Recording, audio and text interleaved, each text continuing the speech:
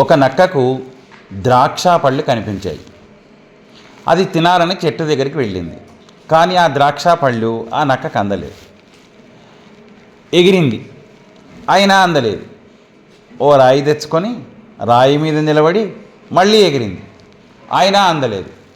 అందకపోతే అక్కడే కూర్చొని అయ్యో అందలేదు కదా అని బాధపడకుండా ఇవి పుల్లెడి ద్రాక్ష పళ్ళు, ఏ కట్టే అంగూరు అంటూ వెళ్ళిపోయింది. ఇది మన జీవితంలో మనకు ఒక జీవిత సత్యాన్ని తెలుపుతూ ఉంది. రకరకాల ప్రయత్నాలు చేయాల్సిందే, మనం కోరిన విజయం కోసం పాటుపడాల్సిందే. ఇన్ని ప్రయత్నాలు చేసినప్పటికీ ఒకవేళ విజయం గనక మనకు లభించకపోతే అక్కడే కూర్చొని ఏడవాల్సిన అవసరం లేదు, మరొక ప్రయత్నం చేయాలి.